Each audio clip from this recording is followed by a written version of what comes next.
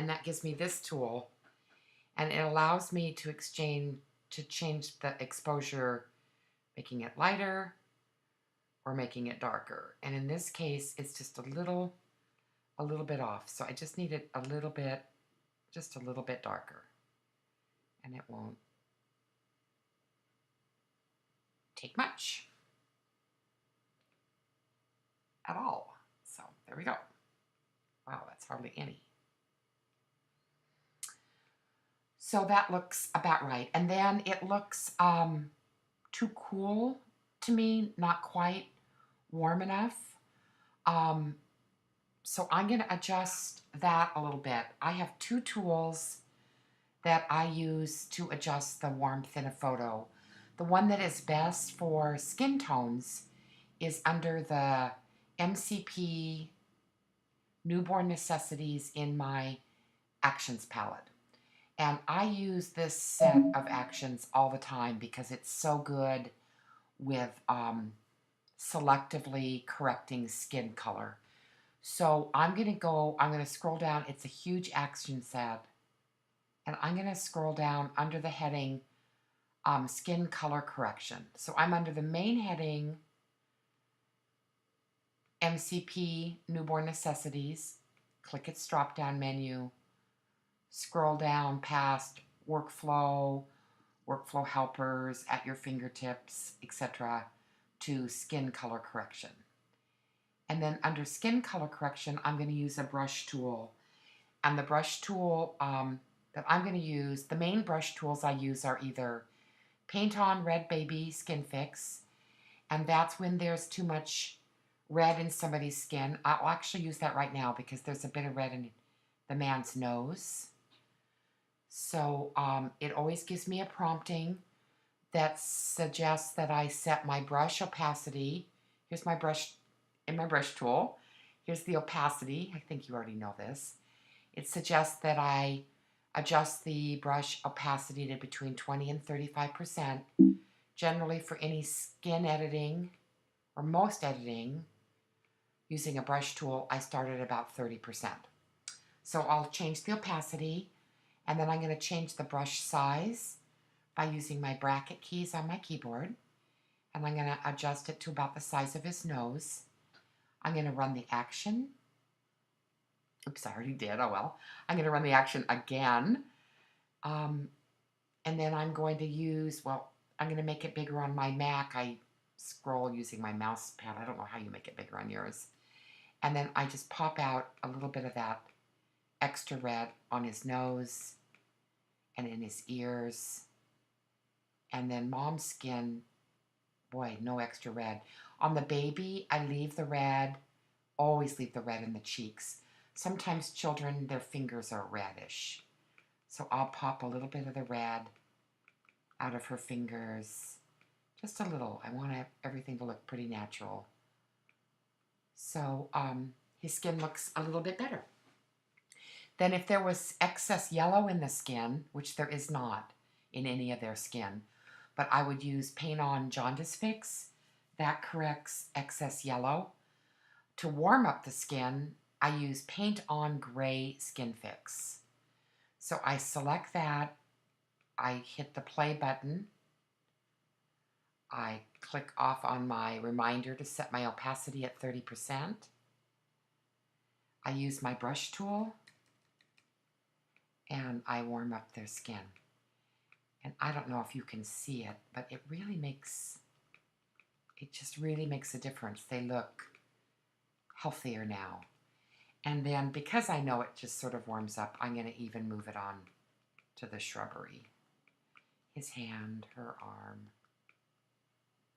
There. I am in the habit of going to File in my menu bar and saving it after I've done some work. And you know that because you lost your image when you didn't save it when you were correcting that woman's neck. So anyway, I'm just in the habit every once in a while of saving it. So now I've corrected the exposure and their skin looks better and healthier. So generally the very next thing I do is whiten their eyes, sharpen them if they need it, and remove any kind of dark circles, especially under women's eyes. I don't remove them entirely because it wouldn't look natural. I just soften them. So the first thing I'm going to do is work on their eyes. And what I do is I use the Action Set finding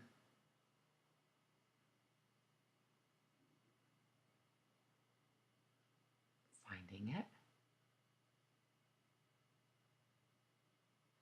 Florabella Workflow and Retouch brushes. You can see it right there on my Actions palette. This is a huge Actions palette, and I use this all of the time. The one tool that well, I'm going to go to eyes next. I told you that's what I was going to work on next.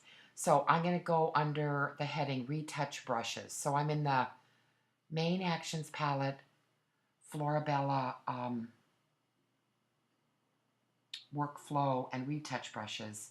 I use the drop down menu, I open it up, I go to Retouch brushes, and then eyes, and then whiten eye whites. So that's what I'm going to run first. So I hit the play button and I run that, and then I open up or enlarge it so I can see better, and I start at 30% opacity and move my brush size down to the size of the whites in her eyes, and I whiten and brighten her eyes a little bit. Then if 30% isn't enough, I move up. One of the things that new photographers often do is they over whiten the eyes, and it looks really super phony. So you got to be careful of that.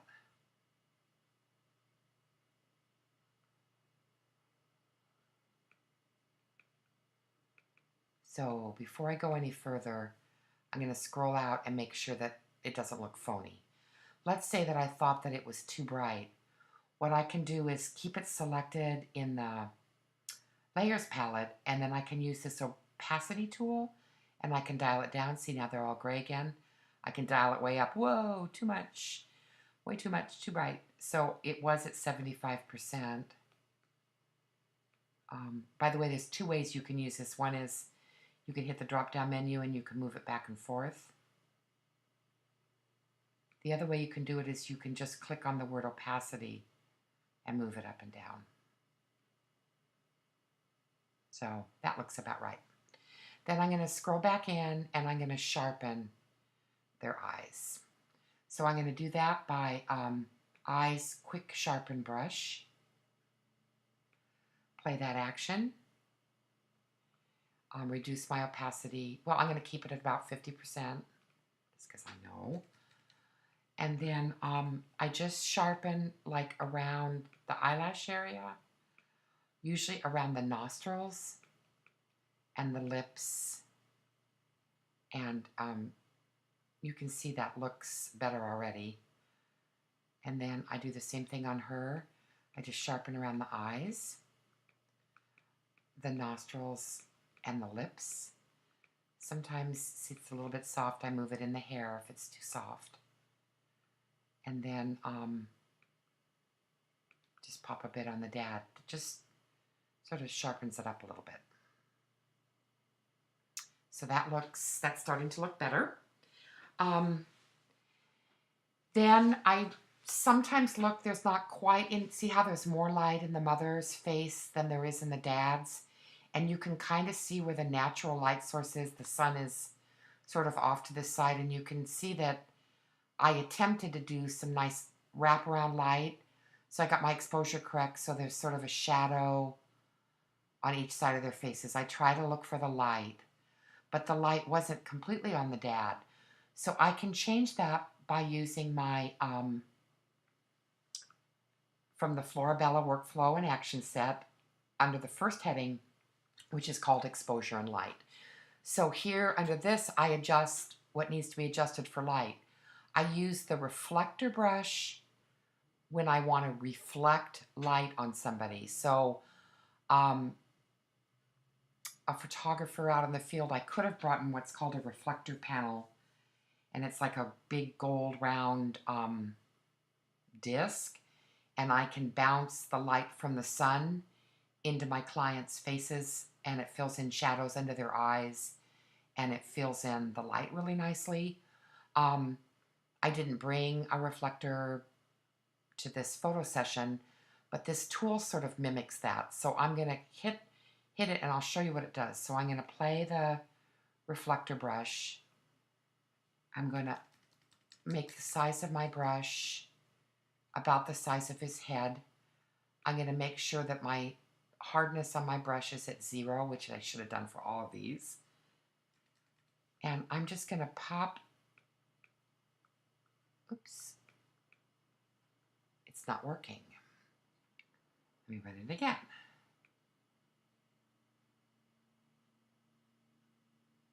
There it is. Just popping a little light on the side of his face. So I'm still keeping the shadow here and putting the light there. So now I just think that that looks better. So there's a little more light in his face and they all match. I'm just going to save what I did there. Then the next thing that I am going to do is work on just enhancing the color a little bit. And I use the same action set, Florabella Workflow. I'm going to go down to the very bottom. Towards the bottom it says color brushes. And I'm going to use the Color Pop brush, and I'm going to play that action. I'm going to reduce my opacity to about 30% and make my brush big and just run it over it just a little bit. And it just like pops the color up a little bit. If it's too bright, which it may be, I'm going to reduce the opacity. So there it is at none. There it is all the way up. Doesn't look natural. You know, I don't even like it. I'm not going to use it. So sometimes I just play with that. Instead, I'm going to use the Boost, the one above it, Boost Color and Contrast. And I'm going to play that. And it makes a little bit of a difference. It's just a little tiny bit better. I don't even think that was necessary. The color in that was really pretty. Then one of the last things that I do is I flatten the image. I go to Layer, Palette, then Flatten. And it'll give me a prompting to discard the hidden layers, and I hit OK. And then I'm going to use my clone tool at a 50% opacity and a 0 hardness brush. And I'm going to scroll in and I'm going to soften under her eyes.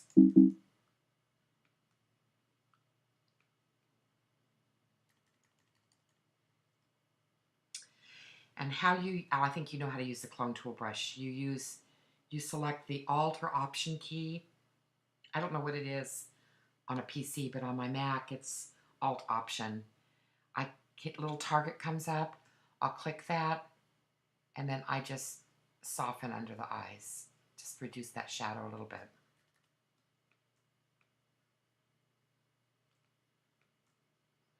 But not a lot. It looks more natural if there's a little shadow there. And then I don't know what that is on her cheek. I think it's like, I don't know what that is. I don't know if that's a mole or a bruise and she had a bandage over it, but I'm going to take it out. And I use the clone tool to do that. I'm going to start at 50%, and I'm just going to sort of pop it out.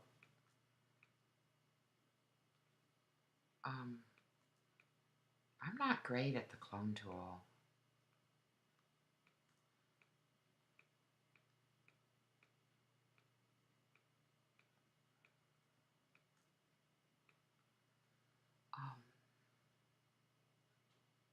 I'm going to kind of blend these a little bit.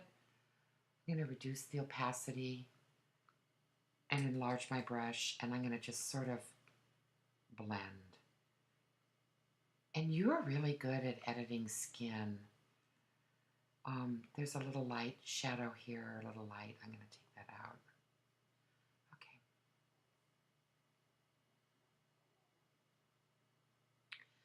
then Dad has skin issues. I don't usually take the time to edit all that out.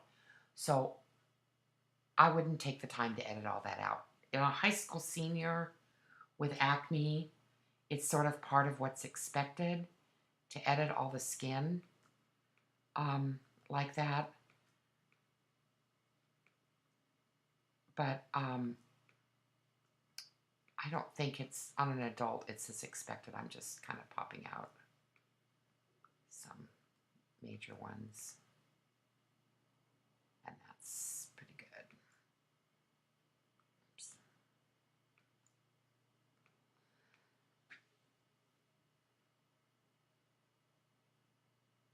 So that looks pretty nice.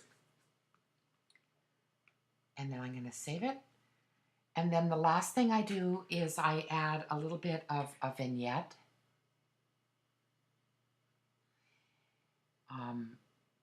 Which helps pull your eye in towards the people. And the vignette I use is in the Newborn Necessities action set. Oops. So funny, I know these by heart, but then I get to do the video and I can't find anything. So anyway, I go to the MCP Newborn Necessities, and I go to one of the bottom sections, which is called Beyond the Crib, trying to be clever, and it's called Natural Vignette, and I play it. And see how it sort of just adds that vignette around it. Here it is before and after, and I think that looks a little bit unnatural, and that's generally the case if you run it at full opacity. So I reduce the opacity to 0, and then I pull it up to see where it looks good. So I'm just going to add just a little bit of a vignette. So that is done.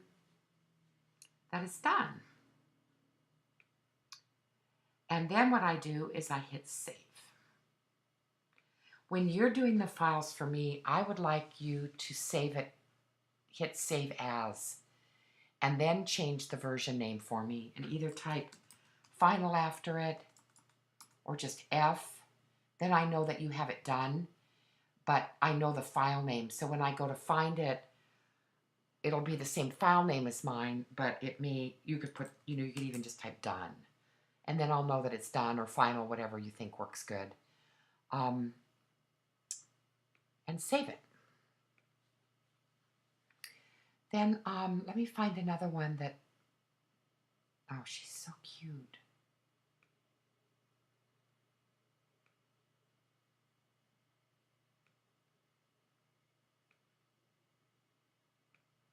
Let's do this one, because this one has issues. This one, oh, I guess it's not that bad.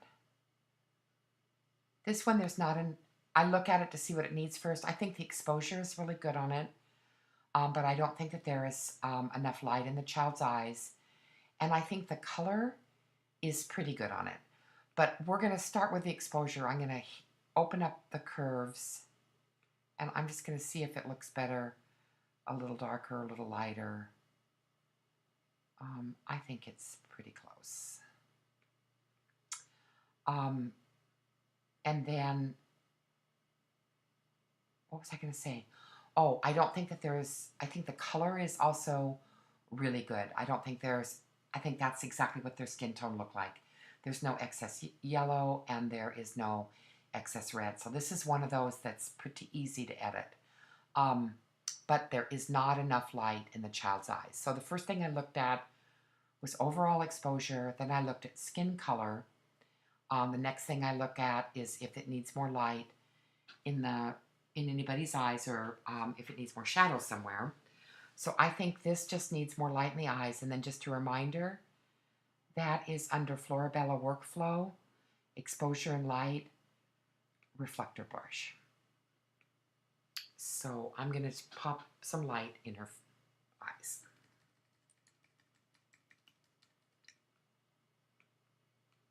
Oops, I have to select the brush tool.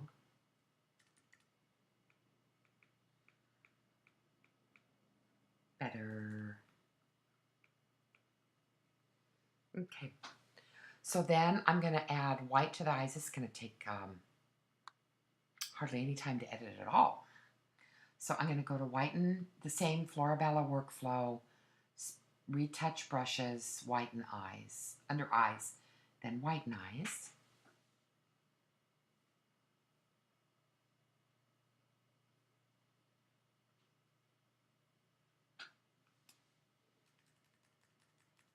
And again, I start usually at about 30% and see if I like it. The other thing you can do is you can start at 50%, which is often too much, but you can look at it and see, and if you don't think it's too much, if you do think it's too much, you can change the opacity. But actually, I think that that looks pretty good. So then I'm going to sharpen her eyes. Sharpen.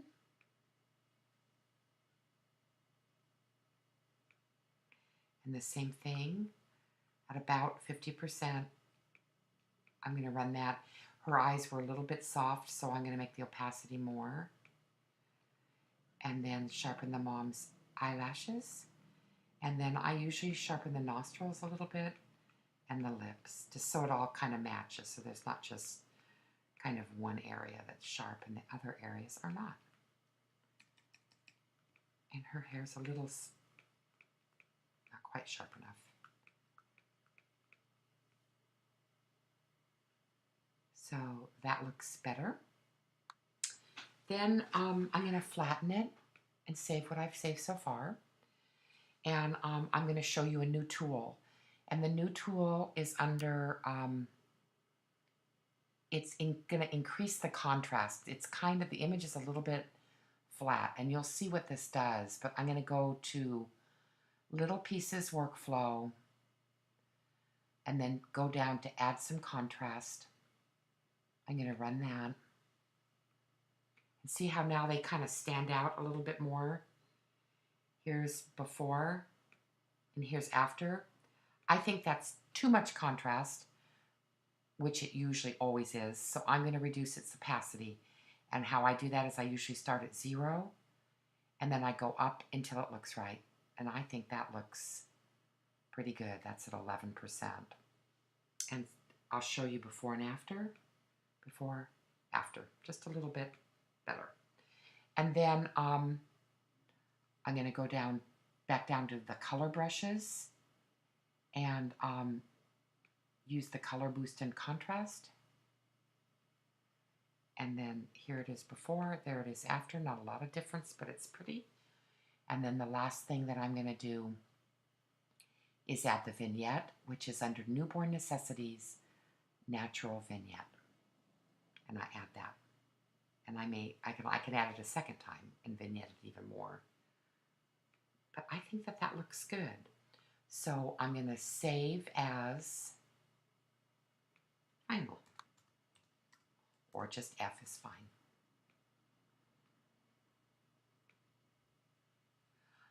And then I think the last thing that I'm going to show you, I'm going to flatten this, is I'm going to show you how I make a black and white. And I make that with the Actions palette TRA1 Colorblind. And usually what I do is I give the client a full, clean color edit like this one. And then I make a black and white. And I'm going to need to get this to you. I have my own black and white edit that I created all by myself called My Black and White. But how I did that is I run Bitchin' black and white first. And then I run split tone.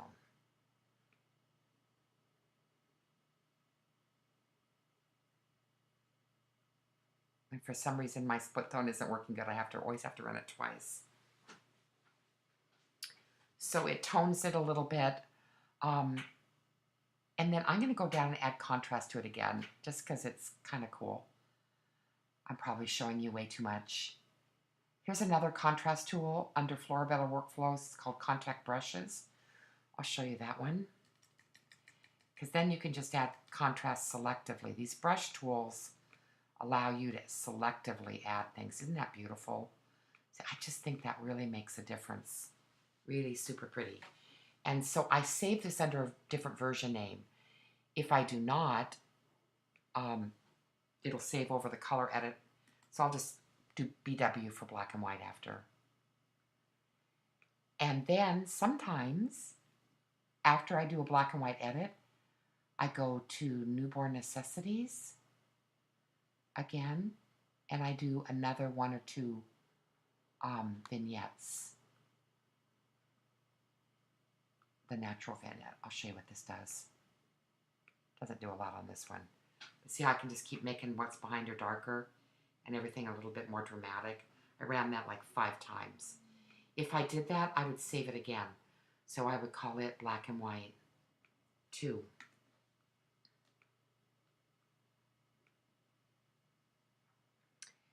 And I'll make, this one I did a black and white also. I'll run Bitchin' Black and White.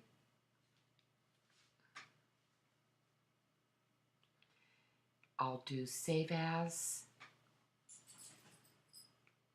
BW for black and white. And then I'll run Split Tone.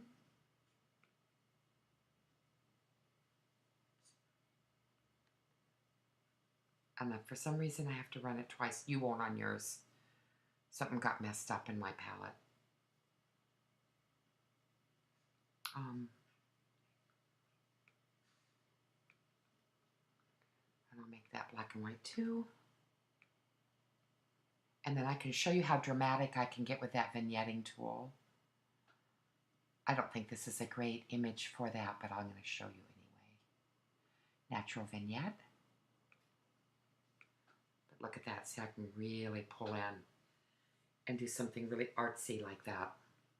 And if I do that, then I would save as a different version name. So that is more or less how I edit family photos. Sometimes I can't stop and I just keep editing. But anyway, I think I'm done.